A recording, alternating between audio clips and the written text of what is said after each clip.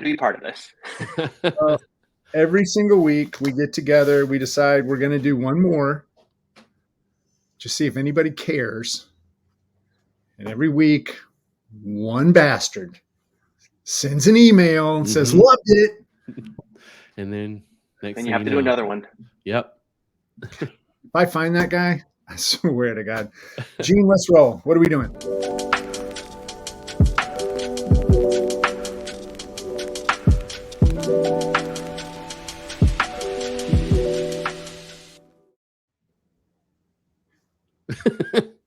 What's happening?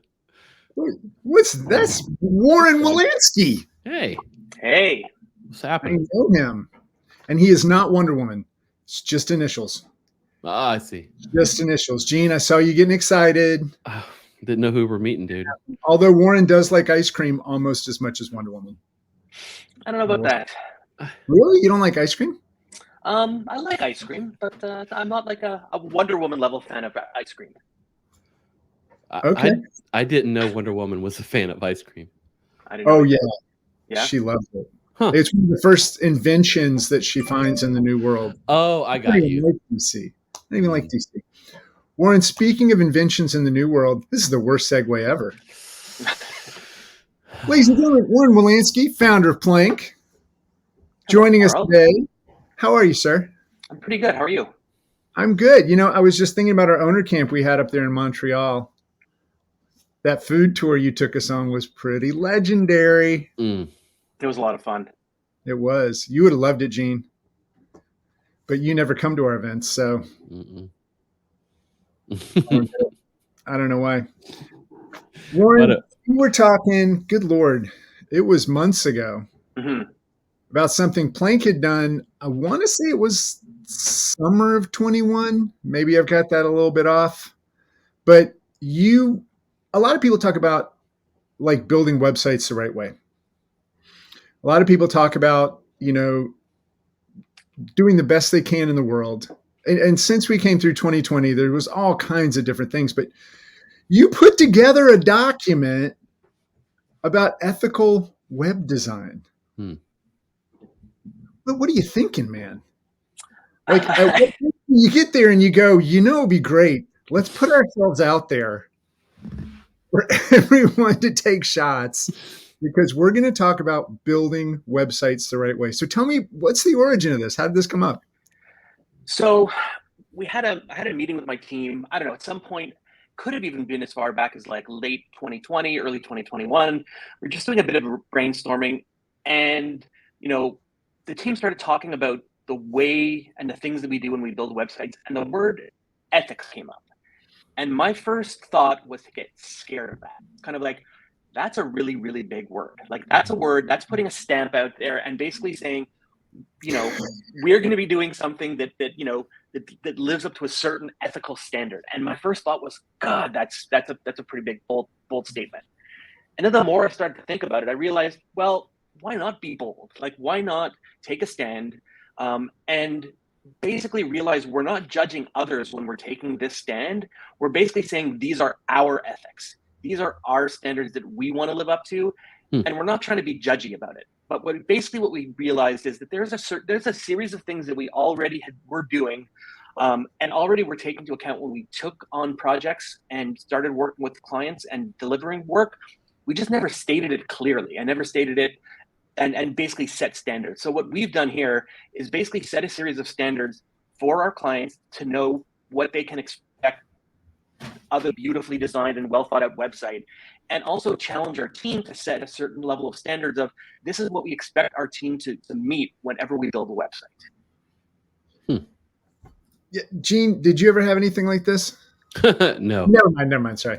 No, did you ever think about it though? Did you ever go, we need to do this the right way? I'll say it, Engine, like when accessibility and clean code, that was a badge of honor, but I don't know that we ever put it out there. I was always adamant about the skip intro button. Like, I made sure that was there. There you go. Yeah. I see what you're doing. I see what you're doing there. Warren and I are trying to have a legitimate conversation. You're making jokes. you're not in the flow of ethical decisions and design. So you said, hey, I'll make a joke. I'll allow it. I'm going to allow it. Cool. I'm going to let it happen. Now let me get back to our guest, who was very thoughtful in his response, Gene. Maybe, I don't know how we can cover up and just have two panels here, but we'll figure it out. So you go through, and what was impressive to me, but also made me wonder a little bit, specifically around client reactions, was you didn't do this just based on let's build greener websites or let's build more accessible websites or things of that nature. You actually went all the way into code of conduct. You went all the way into just making sure everybody is included in what it is that you're going to be building. Did you have any pushback from prospects or clients? And if so, how did you handle that? So the first thing I did is we floated it by some of our existing clients. And some of our existing clients weren't scared off by it. They were actually excited by it. And they actually were happy that we were trying to take this stand. And you know what? It actually fits with the kind of clients we're taking on a lot of the time. A lot of the work we do is with nonprofits, with arts and cultural organizations. So these values actually fit most of those organizations' values as well. So it's kind of a natural match for the kind of clients that we have right now. It won't match for clients, but at least for ours and the kind of clients we want to attract, this seems like it fits them. So, I'm feeling okay with this. I'm feeling okay with taking the stand, even though I had an initial month of, questioning if we should take this kind of stand. Yeah. Gene, did you just see that glitch? Yeah, there's a little glitch there. We heard you. We heard you, but you're a little bandwidth challenge there, or something's going on, Warren. Canada, we want to come live with you. We're trying to get up there, but I don't know. You're gonna have to work on your Xfinity up there. I blame it on being in a hotel room. There you go. I do as well often. I'm glad that you said that about how, Gene. What? Nothing. You just laughing. That's cool. I want you to be happy. You said that none of your current clients, like you shared it with them and they were cool. But if I may, I printed out your little document, and you said, he read, we've seen that some clients are frightened by what they perceive to be the bureaucratic nature of these obligations. But from our perspective, most of it follows common sense principles that allow for clear and measured use of information. So now I think that might have been referring directly to GDPR or something of that nature. Like I just grabbed the big pull quotes. I didn't actually read the thing. Yeah. I'm sorry. I read it. Gene is over there doing his taxes. I don't know what's going on. He's not even paying attention. No, I have questions. Keep going. So, but with that, like you say, that some clients are frightened. What led to that phrase, or what led to that statement being put in the document? I mean, I probably was making that assumption before actually presenting it to a lot of our clients. So I was assuming that they were going to be frightened by it. And truthfully, there probably got some that are going to be frightened by it. I mean, if we were working with, organizations that were heavy on marketing, and we're heavy on, kind of like living in a Facebook kind of world where it's all about mining data and keeping data and ensuring that you can do as much with it as possible. Yeah, that kind of organization, some of this is not going to work for them. Like GDPR probably doesn't work for some very online marketing focused organizations. I get that. That's their choice as an organization or company to work that way. Well, and I like that you said that you were anticipating they might, right? But you went ahead and left it in there, right? Because you may have future prospects, and also to me, I think we mentioned one-to-one before. I think it's a great way to deflect. See what I did? Some of those not great clients, like people who are coming in, not that anybody's going to be devious or that they want to do the wrong things, but they may feel like, oh, this is going to cost more. It's going to take longer. They're going to put all this time into trying to squeeze out 1 second of load time. And I mean, that's kind of what I thought Mm-hmm. people would come with, is just, I really appreciate that you have to build this the right way, but we're on a deadline. So is there any way we can just like sneak past some of this and then we'll come back and clean it up later? Did you get any of that kind of pushback? Not yet. I could see that being a pushback, but I mean, if let's say somebody wants to have proper search engine ranking, like let's say you want to have a proper search engine ranking, the site Right. has to perform well. It has to be accessible. Right. You know, you are actually damaging the launch of a site, or damaging. So like, okay, great, we can get there quickly and launch something in a few months and kind of cut corners. But then at the end of the day, the site's not going to rank well.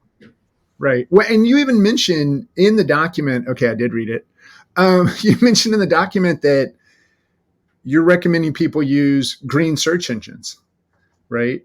You're recommending not the giant highway of Google, but obviously you're still working with Google. You're just trying to promote up this other search engine too, right? We're also still searching ourselves. I mean, we haven't found all the right tools yet ourselves. I mean, we're trying to find even now the right balance between green hosting and then the simplicity of some hosting options. You know, like it's going to be constantly be a slog. So we don't assume that we're ever going to be 100% perfect and accurate with all of this. You know, we even internally debate. You know, we use, let's say, Google's web.dev benchmark for a lot of this. You know. And we have honestly debated in-house, well, to what standards do we meet? Are we meeting 100%? Are we meeting 90%? Are we meeting 80%? Like, every organization has to figure out what the balance is. And, yes. You know, we've had contracts, we've had in our contracts that we're going to say we're meeting 90% on all of those. And then the team is scared by that, you know? And so we've sometimes had to pull things back, and it's always going to be a negotiation per client on what are their best expectations. Can you help me understand a little bit green hosting? I get a little bit of it, but how is that something that there's a little bit of a loop, right? Yeah, like help me close the gap on that. Yeah, so green hosting, I mean, is pretty much probably going to be carbon offset hosting. In other words, okay. So that, let's say the green hosting company accepts that they will offset whatever CO2 that their servers kind of create. Other ways you can do green hosting is maybe the server farm itself is already, you know, using electricity that's, let's say, you know, from hydro instead of from coal. Right. Like, right. There's different things like that.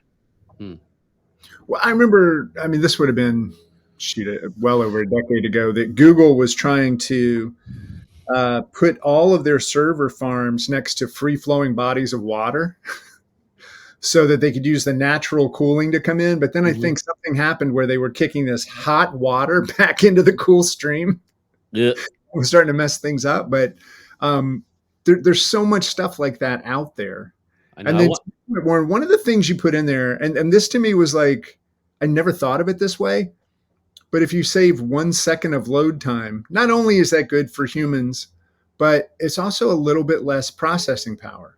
It's a little bit less energy that's going to be required. And if you multiply that across the entire internet, it's a big deal. When you say it, hey, we're going to, you know, save a second and that's going to save a tree, maybe not. But when you're looking at it more as the collective of trying to get everybody doing things a little better so it can raise everything up, that to me was pretty cool. Did you have much debate, like when you were putting this document together, in terms of, was there anything in there that you and the internal team went back and forth on? Should that be there? Should that not be there? I like your point about the kind of save a tree, because it does sound very tree huggy-ish, you know, and that's not what I do here. Like, it comes back down to like this ethical word that I kind of was stuck on myself at first. I would say probably the environmental considerations are probably the squishiest one, in that they're the one that, you know, that we've probably debated the most, because it's the hardest to measure. Or if it's not hard to measure, it's the impact is hard to measure. In other words, like the idea that, you know, we're saving 1 second, how do we get that number, and what are we actually doing? Like, if we have a high traffic website, is it actually making a big difference? What if it's a bunch of low traffic websites? Like, those kind of things are going to be still a work in progress. And like I said before, a lot of this is going to be a work in progress as we try to figure a lot of these things out. But I mean, if anybody, you know, a good example of this, which is a clearer one outside of building websites, but this might be something to help people understand. If anybody knows anything about, let's say, cryptocurrency has to be mined and farmed. And as a result, like the server power on that is substantial. And that is something that where, outside of building websites, which is our little small part of the world we're trying to affect, there is a growing, and it's going to continue to be a growing effect on, on the environment from just even mining cryptocurrency. Wow. You just bypassed us straight into the future. Gene, are you feeling left behind? Little fossil fuel here. Well, I have a question about like how do you engage your clients with this? Do they like they know that you're about this and therefore like they just kind of expect to get this, or is this something you bring up and then what sort of response are you seeing? Are they just like, great, we don't care, or are they like really attached to it, So it's been in our proposal template for about a year now. Some just wash over it and kind of go, oh, okay, this is who they are and these are their values. Nobody has yet challenged us, Carl, from the perspective that you brought up, which actually we've debated internally, which is this is going to cost more. That's where I was going with that. Yeah, so nobody's challenged us on that. I'm kind of surprised. I probably think I would if I was on the other end. Mm-hmm. But in the document, and you read the quote before, I feel like if there is some added cost, there is some, but it's not substantial. A lot of this is baked into the way we would build things anyways. In other words, if we're building, proper modern websites, we need to meet, accessibility standards. We need to meet development standards. So, maybe they are baked in, but they're baked in the same way the whole internet has been baked in as we've evolved. Like there was a day, 20 years ago where building a website was building HTML pages. Then it became building HTML pages in CSS. Then it became content management system. Then it's just, there's these layers of things that are built on expectations for websites, and they just keep growing with time. And I just feel like this is the one that is the next layer that needs to be built on top. I like that a lot. And as much as this is a layer, it really permeates everything that you've done, right? And it will permeate everything that you do going forward. To that point of, will it cost more? That was why we never told anybody we were a web standard shop. And we never told anybody really. I mean, we would once we got into it, but we never talked about accessibility. And to your point, Warren, you kind of have to decide what is your percentage you're going for. Mm-hmm. Like I think you use 90%, on quite a few places. You might have had one that was like 70 or 75%. I can't remember exactly, but when you go through and look at it, even when we were talking about web standards and compliance, we would always have to say compliance is kind of a fictional goal because things change all the time. What we're going to make you as compliant as is known, right? Like what we can do to make sure, but things are changing right now that are going to shift all that around. And normally if you started talking about those types of things, that was when we had clients that would be like, this feels like more work. And we know our customers, right? We know what they're doing. We know how they access our web. And we would be like, yeah, you know how the people that make it through are doing it. You don't know how many people that you're losing, right? And so just looking at that, I even remember we had a client we didn't tell.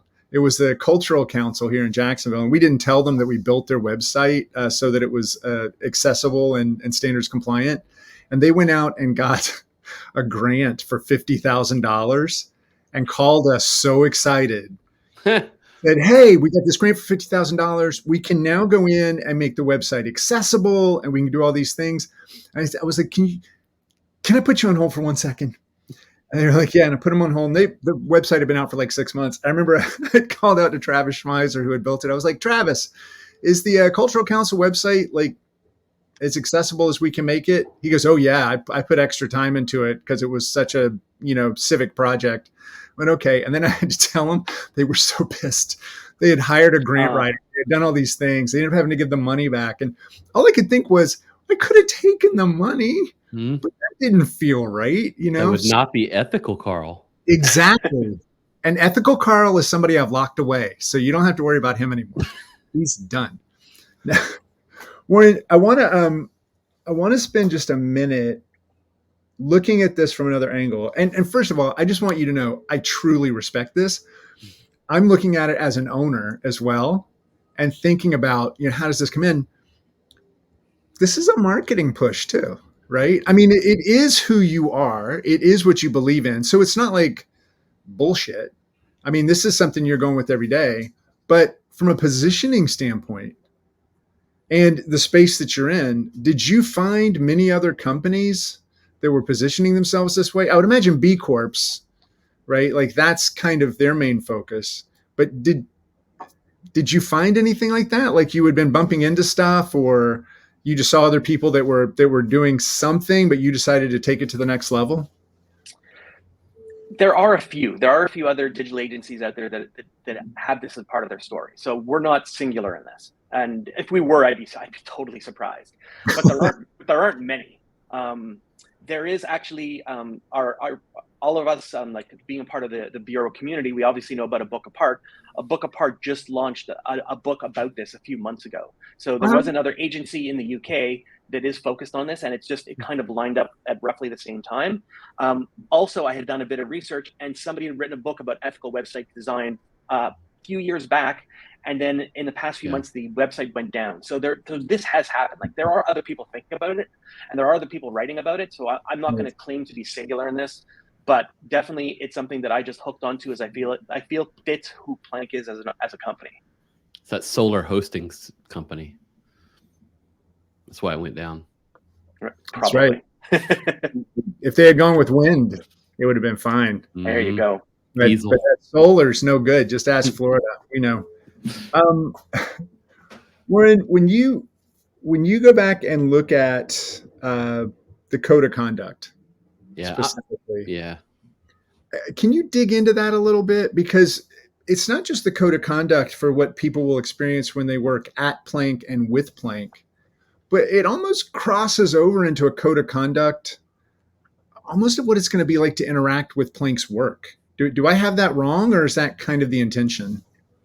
I'll explain some of the thinking, then tell me if I get this right. So yeah, the code of conduct, the whole idea behind it is, as a development company, as a company that develops code, and as a company that collaborates with people, there's a certain expectation that they should have from us, and we want to kind of hope that the industry elevates to. I know, and we all know, like developers have a habit of getting through their work and not commenting it and documenting it properly. But even to that, like we want to make sure that the work that we do is commented to a manner that the next person coming along, either on our team or if we then have to hand off the project to somebody else, there's a certain level of expectation on our team that we will do things in a way that makes the next developer's life easier. And part of that has come up because we've hit it ourselves. We've been around 24 years. We have seen work that somebody on our team did, and then the next person who inherits it has to now work on something from 10 years ago or 5 years ago and looks at it and goes like, I don't even know where to start with this.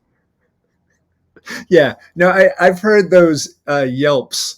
It sounds like a dog that gets hit with a stick, right? You see that developer of someone, I don't know what is happening. Yeah.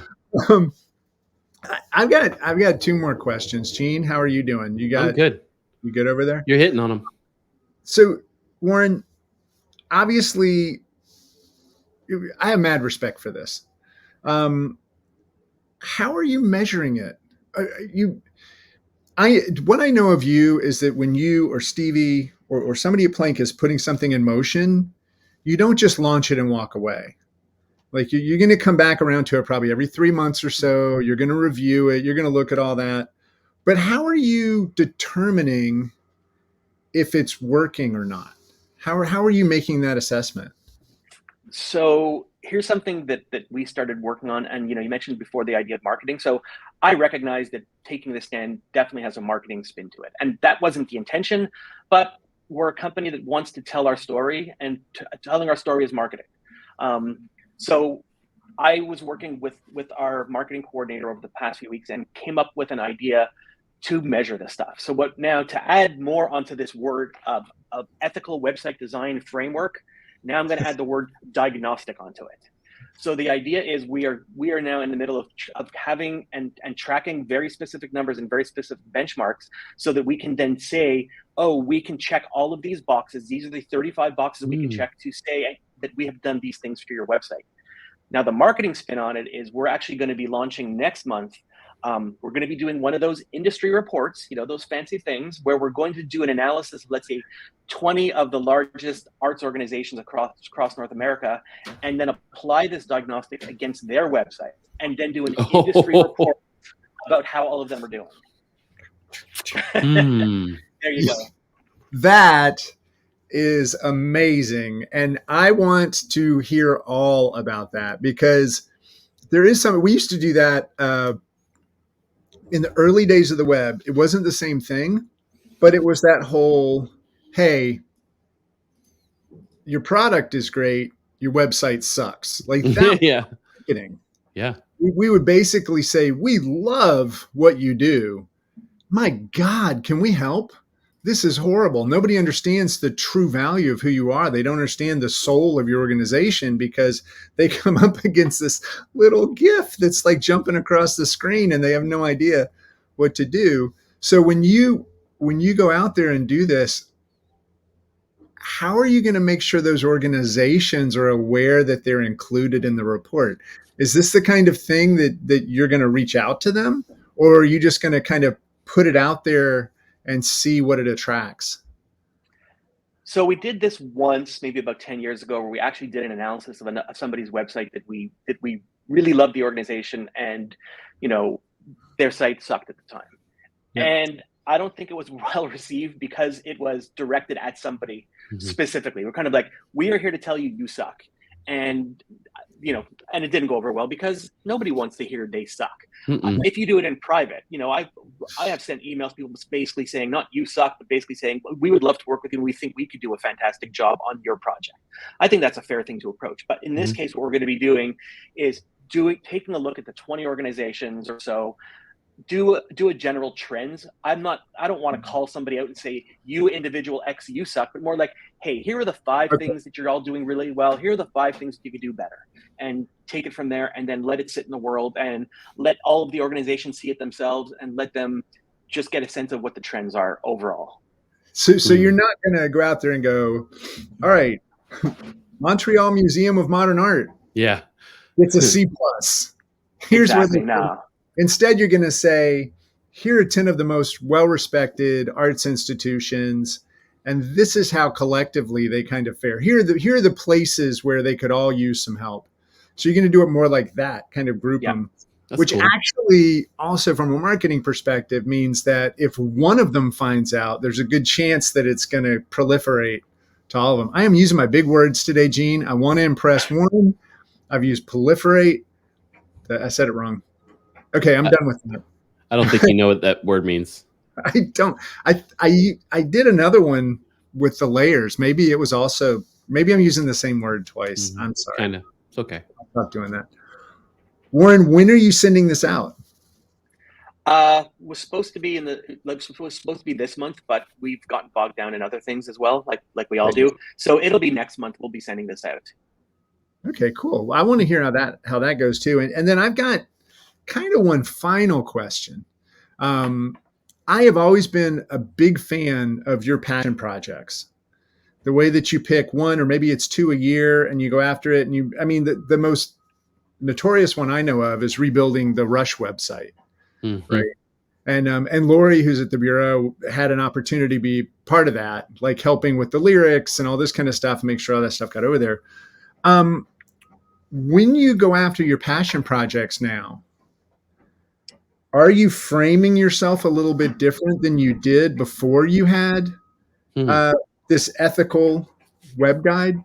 Or is it still kind of the same? You're making it all about them. I just have this vision that you're kind of also saying, we're really good people, and we're really focusing on building great things. We're not just focusing on getting really nice logos out there. Yeah, I mean, like the passion project thing has always been, something that we've been behind. I mean, I think in some ways as a company, the kind of clients we're taking on now are kind of passion projects. Maybe not always my passion or somebody else on our team's passion. So I think this all just kind of, it all feels like it fits well together, because if it's something that one of us is passionate about, we want to show people the full view of what working with us is going to look like. And this is part of the full view. And somebody is either going to be or is not going to be excited about it, but we're just trying to really be the truest version of ourselves. So, yeah, well, I think all of it just comes together really nicely. Mm-hmm.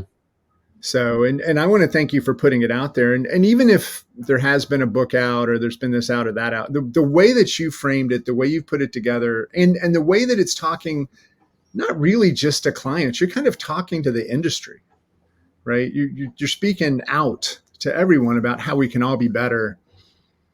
Gene, I think we should take notes and, try to get better. Me? No? Yeah. We'll let Warren do it. Warren, thanks so much. Where can people find the guide? Well, it's on our website. Our website is plankdesign.com. And you can go there. There's a story section, stories, which equals blog. Just we decided to name it slightly differently, and it should be right on the front page. You can go there. There's the PDF. We're actually going to create a shorter version of the PDF. It's 17 pages long, which is a lot for people to take in. So expect a shorter version of it for those who just want to kind of like just take the 2 or 3 page notes on the whole idea. That sounds great. And I'll make sure and put it in an upcoming newsletter as well, so that we can get it out to the community. So, because it's good work, man. You do good work, Warren. It's legit. Yep. Thanks, Carl. You got it. Well, tell everybody at Plank that we said, hey, we know quite a few of your lovely folks over there. And we got to get back to Montreal. Well, Gene, Montreal is pretty amazing. Sign me up. Warren's there. Come visit, but only in the summer. Don't come here in the winter, please. Don't. Oh, I've heard that. You'll never come back. They'll never come back. Oh, no. Yeah, and don't come to Florida in the summer. Mm-mm. Come here in the winter. So I think we've got the whole snowbird thing ready to go. We'll figure that out. Makes sense. All right, Gene, thank you, sir. Appreciate you, Warren. Oh, other way. Let's punch him. All right, everybody. We'll see you later. All right. Thanks.